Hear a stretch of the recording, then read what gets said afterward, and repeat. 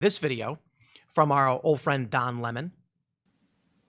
Men who look like you, men who vote like you, and men who sound like you.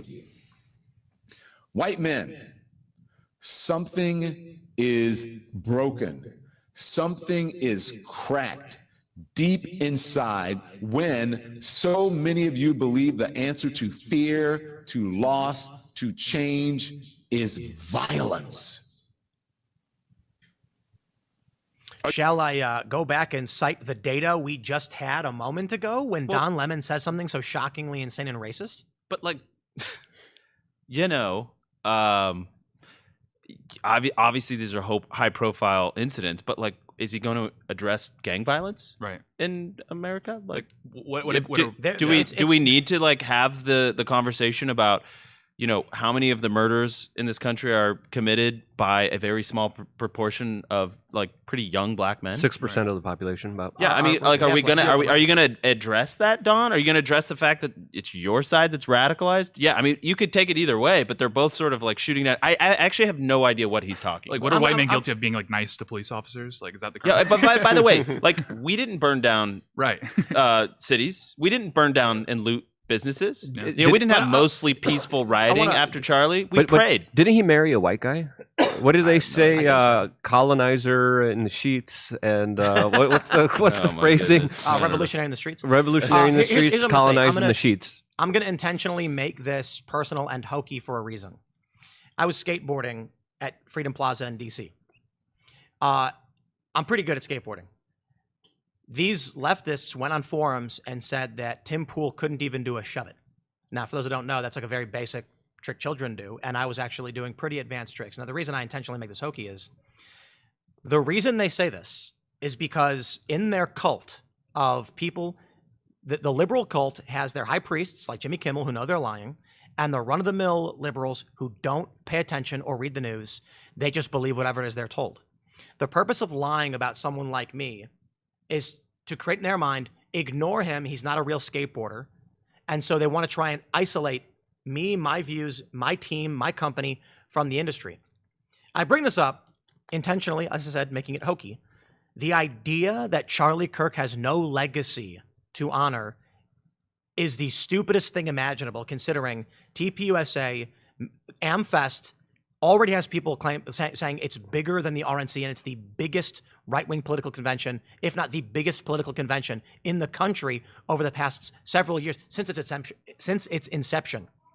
She says this, there's no legacy to honor because to the liberals who follow her, they don't pay attention. There was that viral video, I don't know if you saw play this. It. Yeah, you should play it. Of the young woman who said, she was gloating saying Charlie is not going to be a martyr. No one, he wasn't big enough. Oh, well, maybe, yeah. Not that, I thought you were talking about that, we talked about before the show, the black mother, and Charlie was like, praise God. Oh, yeah, I mean, that was a great one. Yeah, I mean, but there's tons of that. I mean, you know, Charlie, what they do, and this is why, I genuinely don't mean this as a selfish plug, but, you know, we did an episode on Thursday where we went through all of the, what we would think the most viral on the left clips, taking Charlie out of context, whether that be the brain processing power of black women. Not true. Yeah, not at all true. He didn't say that. He talked about Sheila Jackson Lee and Michelle Obama and Ketanji Brown Jackson, who all have basically said, we wouldn't have made it without affirmative action. And Charlie's like, yeah, we know. You know, it's not a surprise if anybody's listening to it. And by the way, we went through like our chats and what we were, you know, in our show, what we were talking about before he said that. And we went through the black pilot thing, which was, you know, he didn't worry about black pilots now because the black pilots now didn't have this quota system. Meanwhile, the United Airlines pilot or CEO is saying that each new pilot corps is going to be 50-50. Well, that's all well and good until you find out only 9% of people of color and women apply to be pilots, new pilots. 91% of the pilot population happens to be white men. So you're telling me, in that instance, that you're going to populate 50% of your pilots out of 9% of the population of new pilots? How are you not going to lower standards in that instance? So Charlie was saying, if you're going to move forward with this, I might have suspicion when I get on that plane because I'm going to know that you're going to have to lower standards. So whatever the issue was, There is a very logical explanation for why Charlie said this. They're intentionally trying to, obscure the truth, but like just so brazenly lie. To your point, like how do you even make that point with a straight face? Like, did you not just see what has been, galvanized around the world? Do you think you could just repeat the lie enough and it'll become the truth? Like, not this time. We all saw it. We saw vigils and prayer lights and the memorial. We saw that the gospel being presented to the biggest audience in the history of humanity. We all saw it. I will say this. As much as I have complained about liberals, I was shocked to discover on my Facebook or Instagram defending the assassin, praising the assassination. There were also very many liberals who I saw come out in support of Charlie and TPUSA. There were some good ones. There were some, throw it back to skateboarding, because this is what I do, right? There were some professional skateboarders who I did not know to be political at all. And boy, did they piss off the left when some of the biggest names in skateboarding came out and said, I'll shout Steve Caballero, a legend in skateboarding, came out and said, condolences and said kind words. All of these lefty skateboarders were just so angry. No, you can't tell the truth. How dare you tell the truth? Well, I think, we've talked about the silent majority for a long time.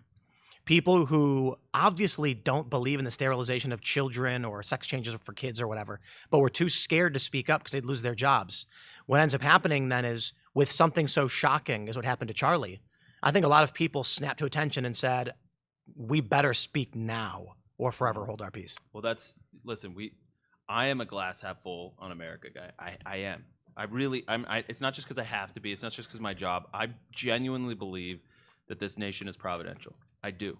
Mm-hmm. Now, it doesn't mean we get to have it forever. Doesn't mean that we're guaranteed anything. We got to fight for it. But, when you talk about liberals coming out and actually defending the truth, that's a good sign. It's a good sign. When you see moderates coming out to defend the truth, that's a good sign. This is insane that we've come to this far, no doubt. But there is a belief in me, and there is a prayer that I have, that we're going to see things politically that we couldn't have even imagined in November, because there are a remnant of sanity in this country that is going to say, we can't have this anymore. We cannot have this. This is so shocking, so terrifying. This is so, I'm so freaked out for my kids that this is a potential reality that we're sliding down, that we say no more. My prediction is, in about a year's time, we will get at least within, but I think by. I think 1 year from now, there will likely be another high-profile targeted assassination, perhaps attempt or terror attack.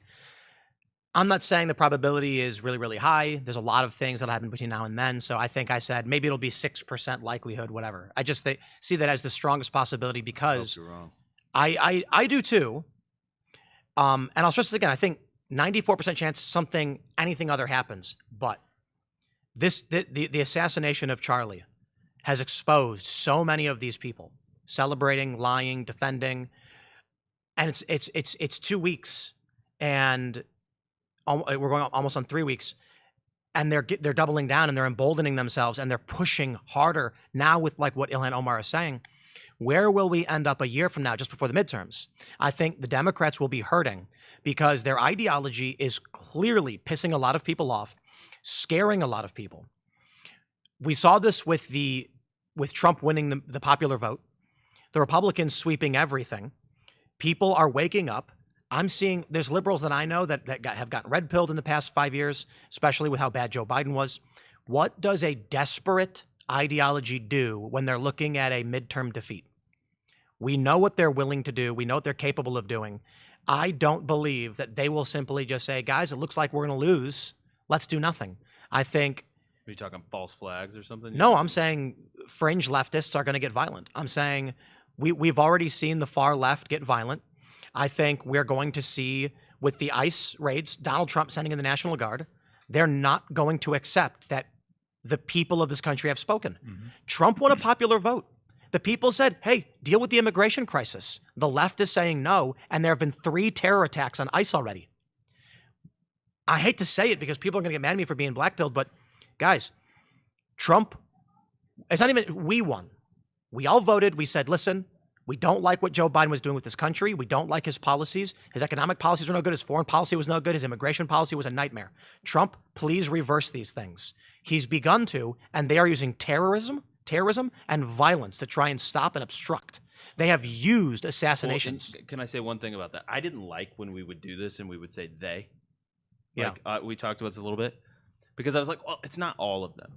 But then when you see Ilhan Omar, and you see Don Lemon, and you see AOC, and you see these people hemming and hawing and trying to like hedge, and Jimmy Kimmel lying about who committed the atrocity, then it becomes they. Oh yeah. Then it becomes you all share this burden and you guys are all complicit. You are culpable. And like, I want us to get unity. I remember we did the JD Vance hosted Charlie's show on the Monday after. And he took some flack from these same people because he said, listen, I want unity, but first we have to acknowledge the truth. And the truth is that there is one side of the aisle that's propagating this stuff. And you guys have to come to grips with that. And so, yeah, I'm into the they now. Yeah. It is a collective guilt that we have to deal with, and they have to reform and call themselves out. Thanks for checking out this clip from Timcast IRL. Make sure to watch the show live Monday through Friday at 8 p.m. Subscribe to this channel, and we will see you all there.